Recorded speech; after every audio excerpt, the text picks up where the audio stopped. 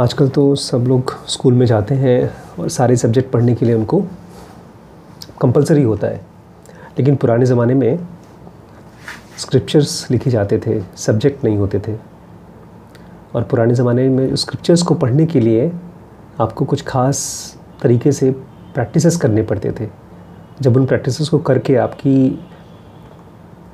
Energies बढ़ती थी, आपका अवेयरनेस बढ़ता था, तब आपको स्क्रिप्चर्स दिए जाते थे पढ़ने के लिए।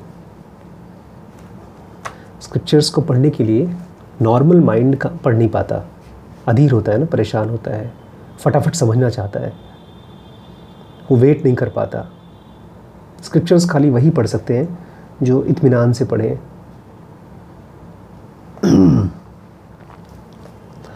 हमने पढ़ा है अभी तक गौतम बुद्ध का, किस तरह से कल हमने पढ़ा एक आम आदमी जब रियलिटी के पास पहुंचता है और जब वो जानना शुरू करता है कि रियलिटी क्या है जो कि कभी मरती नहीं, तब वो इस बॉडी को कैसे ट्रीट करता है, जैसे कोई कपड़ा हो। ये हमने कल पढ़ा था। सहर कह रहे हैं Yet in spite of all this there are men of intellect and culture who deny that Buddha taught immortality. He who is positively the only one so far the history of mankind goes who has logically and cogently demonstrated it. बहुत से लोग बोलते हैं कि बुद्धा ने immortality को कहाँ पढ़ाया, लेकिन खाली उन्होंने पढ़ाया ही नहीं, उन्होंने डेमोन्स्ट्रेट किया अपने तरीके से इमोर्टैलिटी को। At the same time he has shown that it can be experienced by the man in himself. उन्होंने ये प्रूव करके दिखाया कि एक आम आदमी अपने शरीर में इमोर्टैलिटी को एक्सपीरियंस कर सकता है। For he himself intuitively he learns intuitively to perceive his entire personality as something essentially foreign to him. करना खाली ये है कि अपनी जो पर्सनैलिटी है, जो अभी तो हमको अपनी लगती है, ये जब हमको पराई लगने लगे काम बन गया। जैसे इस घर में ढेर सारा सामान रखा है और मैं कह रहा हूँ इस घर में ढेर सारा जगह भी है। अब बोलेंगे सर जगह ही नहीं है, करना कुछ नहीं, जो भी इस घर में जगह को भर दिया है जिस चीज़ से, उस जगह को, उस सामान को हटा देना है। तो अभी हमारा जो सेल्फ है, जो ट्रूथ है, जो कभी मर नहीं सकता, वो चीज़ किस चीज़ से भरा है? हमारी पर्सनैलिटी से, जो हमको लगता है कि हमारा अपना है। तो बुद्धा ने इसको प्रूव करके दिखाया कि तुम इस पर्सनैलिटी को फॉरेन की तरह जान जाओ बस। Hence the Buddha's demonstration is clear and obvious. Buddha ने जो बताया एकदम साफ है और obvious है। He teaches immortality as a mere absence of mortality. Immortality का मतलब ये नहीं कि तुम बहुत सालों तक जियोगे, उसका मतलब ये है mortality जो मरना है, अगर वो absent हो जाए तो वो है immortality। दोनों सेम नहीं है।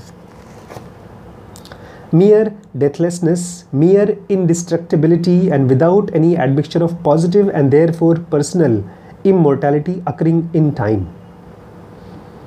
बस आपको दिखाना है अपने आप को कि indestructibility क्या होती है अपने पर्सनैलिटी में।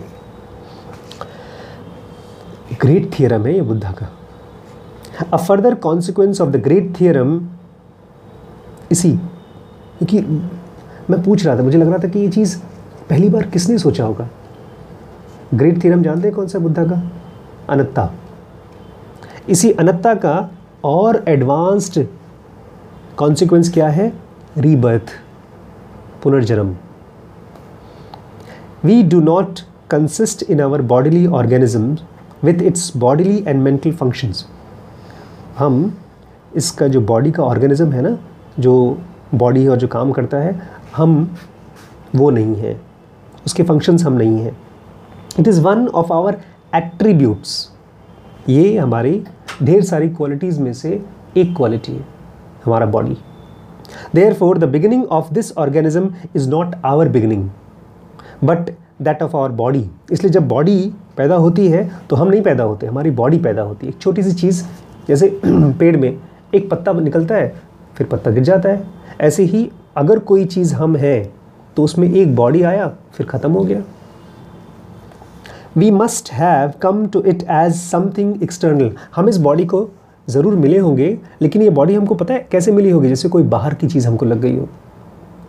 आज हमारे यहाँ अल्ट्रासाउंड की मशीन में एक जगह पर तार टूटा हुआ था काफ़ी टाइम पहले, तो बार बार उसको तार में धीमे धीमे खुल जाता था, तो नीचे हमने क्या किया, उस पर टेप लगा दिया। नहीं, सैलो टेप टाइप की टेप आते हैं, तो टेप लगा दिया। काफ़ी टाइम से यूज़ कर रहे हैं, लेकिन जो उस पर चिपकाया गया था टेप, उसका जो चिपक है, चिपकना, वो ख़त्म हो गया अब उसकी। पता है ना आपको, गोंद का चिपकना भी टेम्पररी होता है, चाहे 10 साल तक चिपके उसके बाद निकल जाता है, तो क्योंकि वो एक्सटर्नल चीज़ है। तो ये बॉडी हमको चिपकाई गई है बाहर से, कुछ दिन बाद चिपकन निकल जाती है।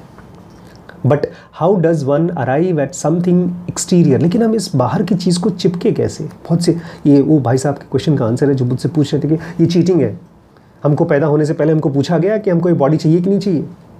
तो अगर ये सवाल पूछ रहे हैं कि क्यों हमको बॉडी दी गई, उसका आंसर है कि हम इस बॉडी से चिपके कैसे। Life itself provides the answer, इसका आंसर लाइफ में मिलेगा। It says if you wish to possess something exterior you must grasp it.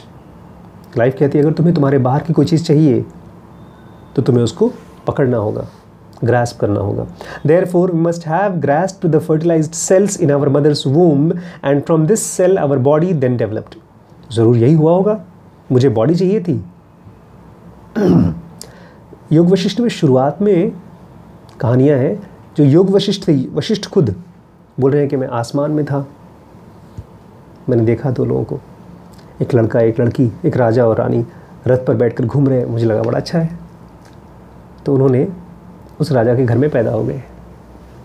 कैसे पैदा हुए, उस रानी के जो जर्म था, अंडा था, उसको पकड़ लिया होगा और बॉडी ले ली। तो जो भाई साहब पूछ रहे हैं कि चीटिंग है, मुझे क्यों पैदा होने, पूछा गया होगा। पूछा क्या, ऐसे डेवलप हो गई होगी। चलो देखते हैं क्या है यार, ये दुनिया क्या है, घूम के आते हैं। बट वाई दिस ग्रास्पिंग, लेकिन ये इच्छा ही क्यों हुई। What else could have induced us except an urge or desire to provide a body for ourselves in this way? कौन सी चीज़ होगी जिसने हमको एक बॉडी को डिज़ायर करने के लिए उकसाया। In other words, all grasping is conditioned and determined by a previous will or urge। जो भी इच्छाएं पैदा होती हैं वो पहले कोई इच्छा आ चुकी होती है, उसी से ये इच्छा आई होती है। नहीं समझे। एक बार चॉकलेट खाया, अच्छा लगा तो दोबारा चॉकलेट चाहिए।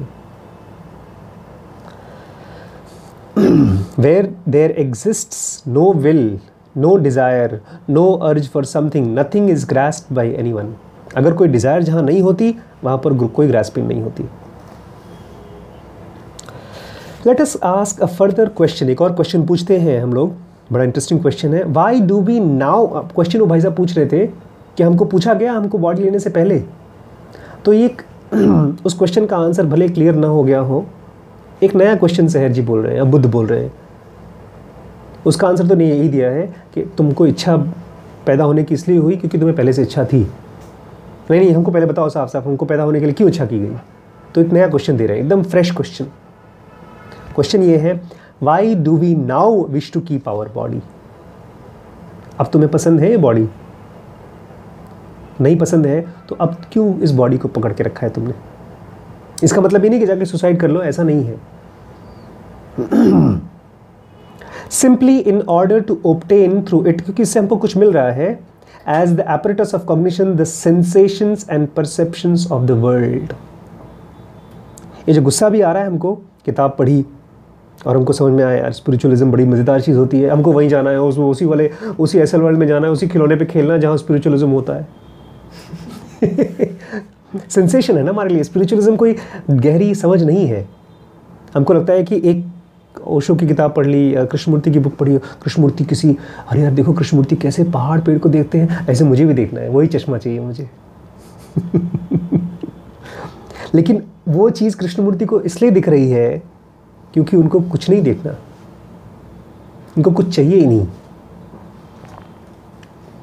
हमको इस बॉडी से मिल रहा है सेंसेशंस, हम जो चीज़ें देखती है वो, और परसेप्शंस। और ख़ास तौर से आम आदमी के लिए तो उसको टेलीविज़न की सेंसेशन चाहिए, कपड़ों की सेंसेशन चाहिए, खूबसूरत घर की सेंसेशन चाहिए, और जहाँ पर गंदगी है, जो गरीबी है, वो सेंसेशन नहीं चाहिए।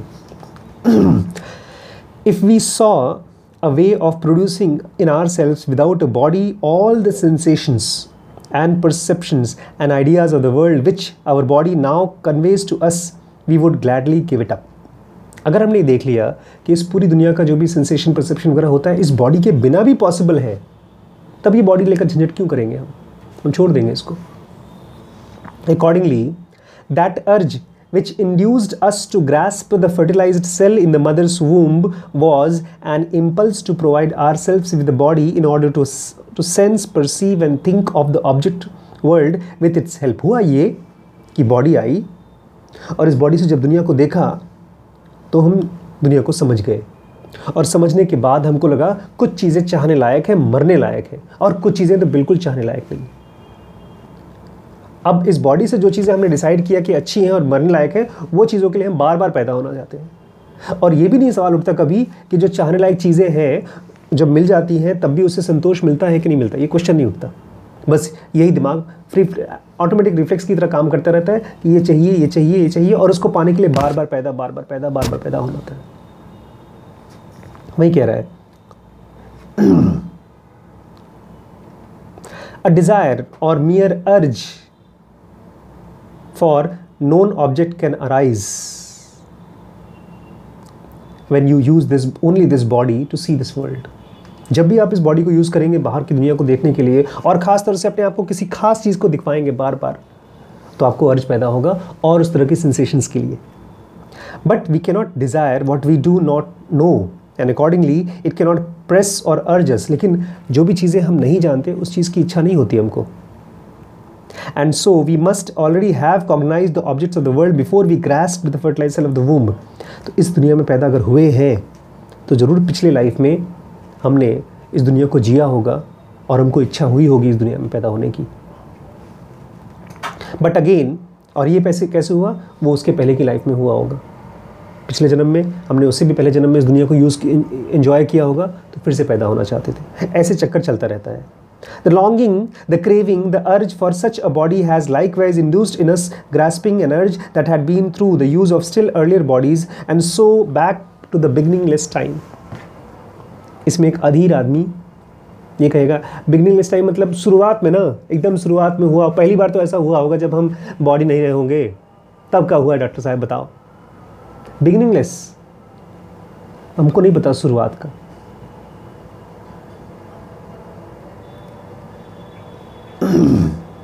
हम जब सोचते हैं ना दिमाग, तो हम सोचते हैं ऐसा दूर तक देखा और एक बार ख़त्म कट्टम, उसके बाद का बताओ। लेकिन जो रियलिटी है वो तो कट्टम है ही नहीं, कहीं तो बहुत दूर तक है, होराइजन ही नहीं उसका। And so too into the endless future, और ऐसे ही चलता रहेगा भविष्य में भी, एंडलेस फ्यूचर तक चलता रहेगा। At our death we shall again grasp a new cell in the womb if we still have a desire for the world. तो चच्चू, अभी अगर तुम्हें इच्छा है, कोई भी छोटी मोटी इच्छा भी है, तो तुम्हें फिर से पैदा होना पड़ेगा, और फिर से और फिर से और फिर से बिगिनिंगलेस फ्यूचर तक। On the same lines we shall again build a new body after the disintegration of the old one, and after this once again the fresh body, and so on in secula seculorum, अनंत काल तक। The chain of our rebirths is complete. वो चलता ही रहेगा, कभी ख़त्म नहीं होगा। दो तरह के सपने होते हैं, एक तो हम जो आंख बंद करके मॉलिक्यूलर बॉडी से देखते हैं, और एक इस फिजिकल बॉडी से देखते हैं। ये इसमें भी हम लोग देखते हैं फिर मर जाते हैं, फिर देखते हैं फिर मर जाते हैं। रियलिटी कभी ख़त्म नहीं होती, कभी मरती नहीं है। Where is there in this chain disclosed to us by Buddha a broken link or even a gap? इसमें कोई गैप है क्या, जैसा बुद्धा ने बताया है? Can a man who has understood the great theorem even imagine that it could be otherwise, that in a particular of his parents for the time being could be more than adopted parents and his children more than adopted children? जो आदमी बुद्धा की तरह हो जाएगा, समझदार हो जाएगा, वो शायद देख पाए कि उसके पेरेंट्स उसके अपने पेरेंट्स नहीं है जिसके लिए वो रो रहा है कि मुझे फिर से पैदा होना है इनके घर में, और उसके बच्चे उसके अपने बच्चे नहीं हैं। कि वो कहता है कि नहीं मुझे फिर से ये बच्चे चाहिए मर जाए, तो वो इनको किस तरह से देखेगा? एडॉप्टेड पेरेंट्स की तरह और एडॉप्टेड बच्चों की तरह कि दिए गए कुछ दिन के लिए बस। This refutes the assertion that the Buddha's doctrine of rebirth can not be demonstrated. अगर इसको कोई गहराई से समझ ले तो ये क्लियर हो जाएगा कि रीबर्थ होता है। It is as self evident as the great theorem itself which forms its basis. ये कोई तुकबंदी नहीं है शब्दों की, ये बुद्धा के एक्सपीरियंस है जिसको उन्होंने अपनी कुशलता से आपके सामने जाहिर करने की कोशिश की है। अगर आपको समझ में नहीं आता है तो फिर आप कुछ सालों बाद फिर से आकर पढ़िएगा, जब थोड़ी सी धीरज और रहेगी। बाकी कल पढ़ें।